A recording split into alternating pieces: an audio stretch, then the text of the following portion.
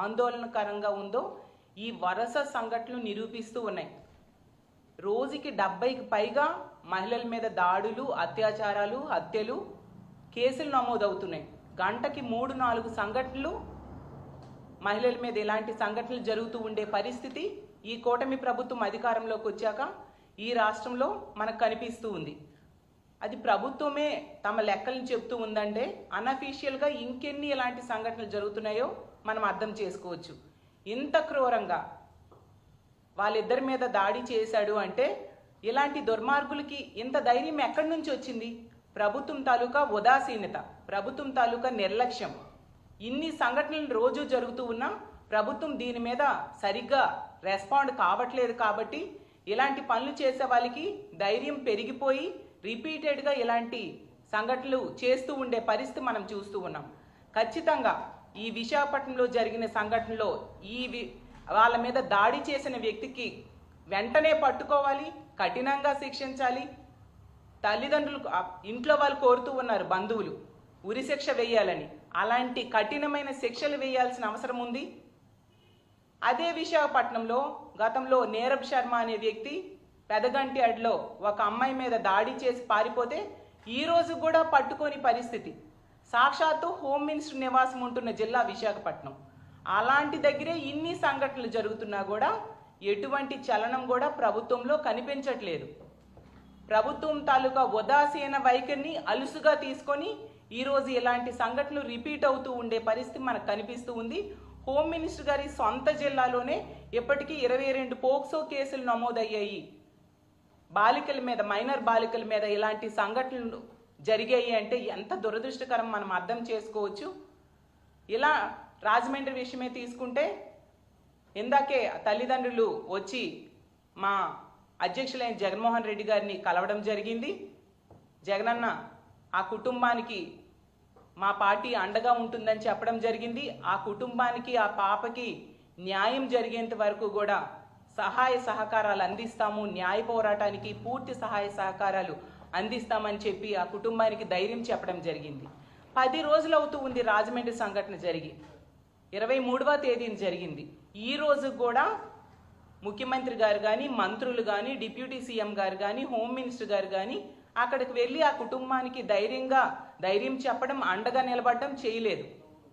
కనీసం CCTV footage కూడా ఈ రోజుకి తల్లిదండ్రులకి ఇవ్వని పరిస్థితి మనకు కనిపిస్తూ ఉంది. ఎంత నిర్లక్ష్యము ప్రభుత్వానిది అనేది క్లియర్గా అర్థమవుతూ ఉంది. అలాగే తీసుకుంటే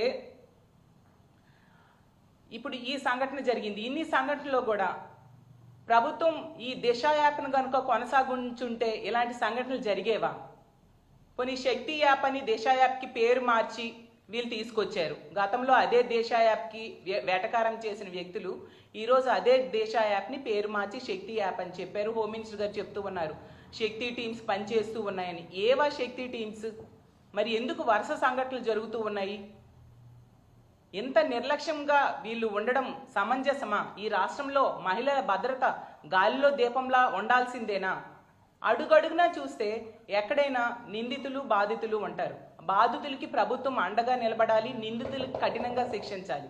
ఈ కూటమి ప్రభుత్వం అధికారంలోకి వచ్చాక మాత్రం నిందితులకు అండగా నిలబడుతుంది, బాధితులకి ఎటువంటి సహాయ సహకారాలు అందించని పరిస్థితి మన క్లియర్గా ప్రతి సంఘటనలో కూడా కనిపిస్తూ ఉంది. ఈరోజు తీసుకుంటే ఈ రాష్ట్రంలో ఆడపిల్లలు ఇంట్లో ఉన్న రక్షణ లేదు, బయటికి వెళ్ళిన రక్షణ లేదు, స్కూల్కి వెళ్ళిన రక్షణ లేదు, కాలేజ్కి వెళ్ళిన రక్షణ లేదు. ఎంత దారుణమైన సంఘటనలు వింటూ ఉంటే చాలా బాధాకరంగా ఉంది. ఈవెన్ ఉమ్మడి విశాఖపట్నం జిల్లాలో తీసుకుంటే ఆ రాంబిల్లిలో చూసాం. ఆ అమ్మాయి ఆ ప్రేమ కోసం ఒకడు వేధిస్తున్నాడు అని చెప్పి జైలుకి వెళ్ళి వచ్చాక కూడా ఆ అమ్మాయి కంప్లైంట్ ఇస్తే ప్రభుత్వము, పోలీసులు నిర్లక్ష్యం వలన అతను హత్య చేయడం జరిగింది. అలాగే ఏటుకొప్పాకలో 4 సంవత్సరాల బాలిక మీద అత్యాచారం చేయడం జరిగింది. మేము వెళ్ళి ఆ 2 సంఘటనలు కూడా ఆ కుటుంబానికి ధైర్యం చెప్పడం జరిగింది. అలాగే తీసుకుంటే ఎన్నో సంఘటనలు, ముచ్చుమరి సంఘటన, అత్యాచారం చేసి ఆ బాలికని ముక్కలుగా చేసి విసిరి పారేశారు. పోలీసులు అనేవాళ్ళు మహిళల రక్షణ కోసం ఉపయోగపడాలి, ప్రజల రక్షణ కోసం ఉపయోగపడాలి. కానీ ఈ కూటమి ప్రభుత్వం అధికారంలోకి వచ్చాక పోలీసుల్ని రెడ్ బుక్ రాజ్యాంగం ఎలా అమలు చేయాలి దాని మీద ఉపయోగిస్తున్నారు తప్ప శాంతి భద్రతల పరిరక్షణ కోసం కానీ మహిళల రక్షణ కోసం కానీ ఉపయోగించని పరిస్థితి మనకు క్లియర్గా అర్థమవుతూ ఉంది. ఇంత దారుణమైన పరిస్థితులు నెలకొని ఉంటే అసలు ఈ ఆంధ్రప్రదేశ్ రాష్ట్రంలో ఆడపిల్లల తల్లిదండ్రులు తమ పిల్లల్ని బయటికి పంపాలంటే భయపడే పరిస్థితులు రోజు రోజుకి ఎక్కువైపోతూ ఉన్నాయి. కాబట్టి మేము ముందు నుంచి కూడా ఈ ప్రభుత్వాన్ని వేడుకుంటూ ఉన్నాం. మహిళల భద్రత అనేది ప్రభుత్వం తాలూకా ప్రథమ ప్రాధాన్య అంశము. కాబట్టి దానికి ప్రాధాన్యత ఇవ్వండి. మీరు ఇన్ని సంఘటనలు జరుగుతూ ఉన్నా ఎందుకు వీటి మీద ఒక సమీక్ష లాంటివి నిర్వర్తించడం లేదు? మహిళల రక్షణ కోసం ఎటువంటి చర్యలు తీసుకోవాలి అనే దాని మీద మీరు ఒక్క క్యాబినెట్ మీటింగ్లో అయినా ఒక సమీక్ష చేశారా అని నేను అడుగుతున్నాను. ఇప్పుడు రాజమండ్రి ఫార్మసీ అమ్మాయి ఇష్యూలో తీసుకుంటే 10 రోజులైనా కూడా ఆ ఇష్యూ మీద ఒక హోమ్ మినిస్టర్ గారు కనీసం సమీక్ష చేశారా? ఎంతసేపు కూడా ఆ హాస్పిటల్ యాజమాన్యాన్ని అలాగే నిందితుడైన ఆ దీపక్ని కాపాడడానికే ప్రయత్నిస్తున్నారు తప్ప ఆ బాలికకి న్యాయం చేయాలి అనే విషయం మీద దృష్టి పెట్టకపోవడం నిజంగా దురదృష్టకరం.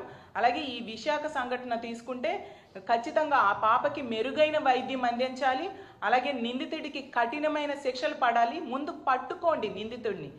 ఆ పెదగంట్యాడ సంఘటనలో నీరబ శర్మ లాగా ఇన్ని నెలలైనా ఇంచుమించు 5 నెలలైనా కూడా పట్టుకోకుండా పోలీసులు తమ చేతకానితనంతో వ్యవహరిస్తూ ఉన్నారు. అలా కాకుండా ఈ నిందితుడిని వెంటనే పట్టుకోవాలి. ఇంకొకసారి ఇలాంటి పనులు చేయాలంటే భయపడేట్టుగా ఇలాంటి దుర్మార్గులకి కఠినమైన శిక్షలు వేయాలని మా వైఎస్ఆర్ కాంగ్రెస్ పార్టీ తరఫున డిమాండ్ చేస్తూ సెలవు తీసుకుంటున్నాను.